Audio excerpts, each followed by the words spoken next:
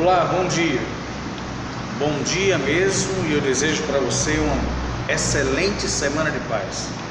Meu nome é Isaías Torquato, eu sou diácono, reverendo da Igreja Episcopal Anglicana do Brasil, ministro encarregado pela Paróquia Anglicana São Felipe Apóstolo, e quero lhe desejar um domingo de paz, uma semana de paz, de muita tranquilidade para você e para a sua família.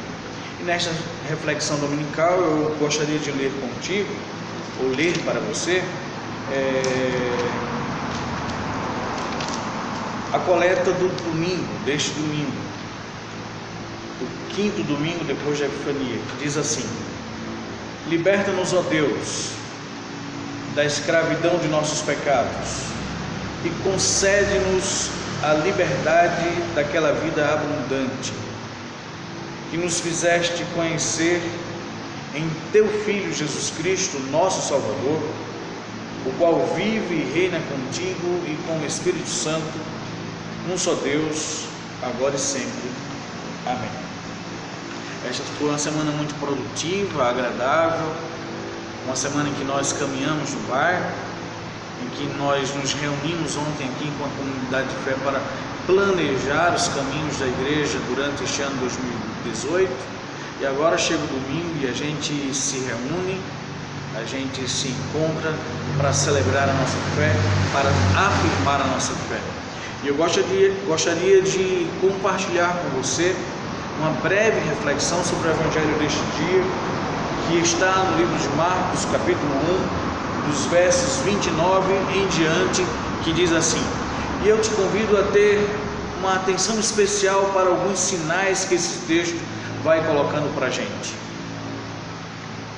E logo ao sair da sinagoga, ou seja, um lugar de instituição religiosa, de afirmação de autoridade e dominação teológica, espiritual, religiosa, como já disse, foi à casa de Simão Pedro e de André, foi ao espaço da intimidade, foi ao espaço da casa, das pessoas que se reúnem no entorno da mesa. Com Tiago e João, ele vai à casa dos seus amigos acompanhado de outros amigos, numa relação de companheirismo, de convivência, de quem já estava caminhando na cidade, de quem já conhecia as ruas, as condições sociais, as realidades daquele tempo. Ao chegar na casa, a sogra de Pedro estava de cama com febre, e eles imediatamente contaram a Jesus. A sogra de Pedro estava enferma, estava doente, mas um objetivo, um motivo para dar atenção àquela pessoa. Ele então aproxima-se dela, a tomou pela mão e a fez levantar-se. A febre a deixou e ela se pôs a servi-los. Ao entardecer, quando o sol se pôs, trouxeram-lhe todos os que estavam enfermos e endemoniados. E a cidade inteira, vou repetir, a cidade inteira aglomerou-se à porta daquela casa.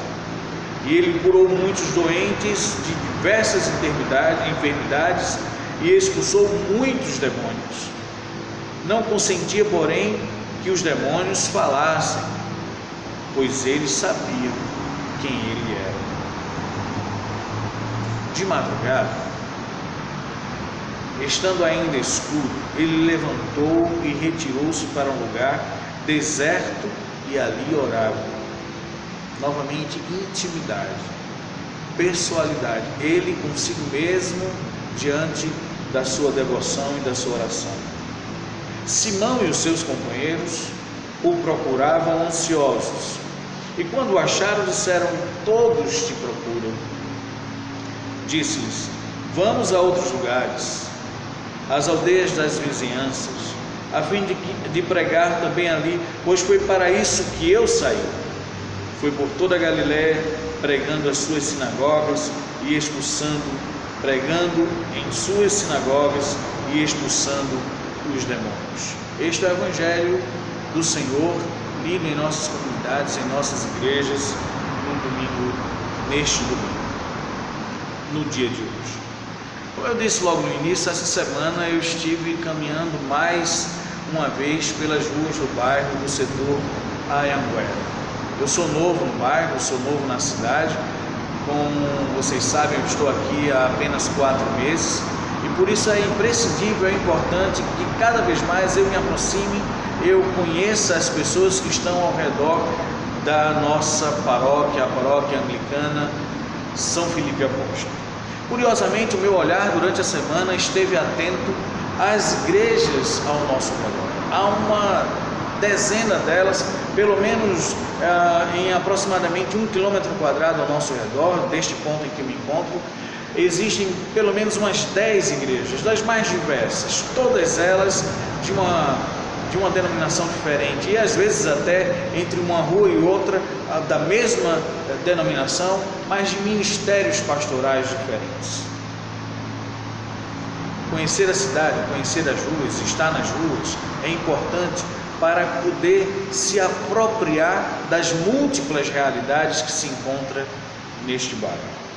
Mas deixa eu te dizer mais um detalhe importante para mim nesta reflexão de hoje. Jesus, no texto bíblico, sai dos espaços religiosos, do espaço religioso, a sinagoga, para a intimidade da casa. E agora eu vou abrir para você uma intimidade muito pessoal. Durante essa semana eu ouvi com meu filho aquela peça musical infantil de Chico Buarque de Holanda, Os Saltimbancos. E lá pelas tantas, quando nós estávamos ouvindo aquela canção, e meu filho, ele já sabe a maioria das músicas, a grande maioria das músicas, me surpreendeu a canção A Cidade Ideal. E naquela canção, as personagens eram, são o cachorro, a galinha, as crianças, o jumento, entre outros animaizinhos que vão acontecendo e aparecendo naquela encenação.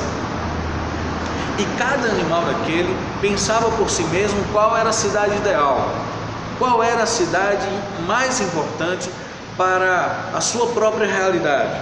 Por exemplo, o cachorro dizia: a cidade ideal do cachorro tem um poste em cada metro quadrado.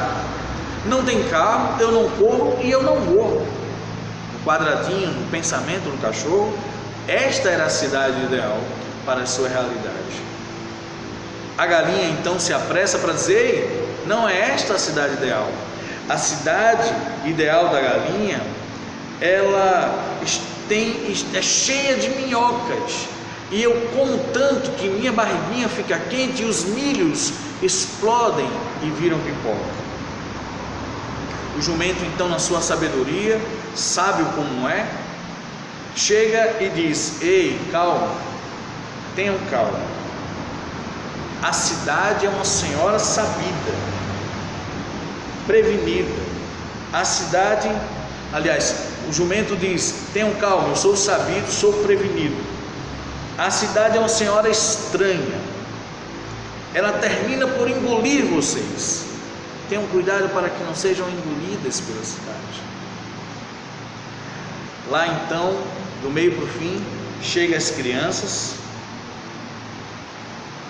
e dizem: o ideal, a cidade ideal é que todas as pessoas, o pedreiro, o prefeito, o soldado, o faxineiro, a faxineira, o padeiro, o guarda, a pessoa que guarda a cidade, o vereador, a vereadora, todas as pessoas da cidade fossem apenas crianças, fossem apenas crianças. Só basta isso, que todas as pessoas das cidades fossem apenas crianças. O que essa peça teatral infantil tem a ver com o Evangelho de hoje? Quando eu li o Evangelho de hoje, para mim essa canção se encaixou direitinho, porque com a diversidade tão grande de igrejas que nós temos na cidade, Jesus sai da sinagoga, volta para o templo para casa, que é o lugar da oração, da devoção, da intimidade, da mesa posta, da fartura ou do que falta, do que sobra ou do que não tem. É a mesa, é a casa, é a cidade, é o lugar em que a família se reúne. E não somente isso, não só a família se reúne, mas outras pessoas agregadas às famílias se aproximam e chegam para celebrar a vida na intimidade do lar.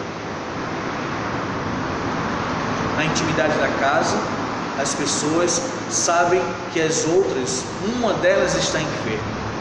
E logo em seguida, depois deste momento de intimidade do lar, Jesus então sai para orar e em seguida vai atender à necessidade das cidades, ou da cidade, ou da circunvizinhança em que ele se encontrava. Me parece que Jesus, na voz dessas crianças, estão dizendo: ei, pare de pensar o jeitinho pessoal, particular, de pensar a igreja e a cidade. Apenas convivam, convivendo, estando nas relações pessoais, íntimas, próximas. Cada vez mais vocês estarão dispostos ou com disposição para servir a mesma cidade, reforçar o trabalho da sinagoga e do templo, mas servir a mesma cidade. E assim mesmo como Jesus colocou num momento do seu evangelho, como um exemplo e referência de relacionamentos, tornar-se como criança, se relacionar com criança, se relacionar.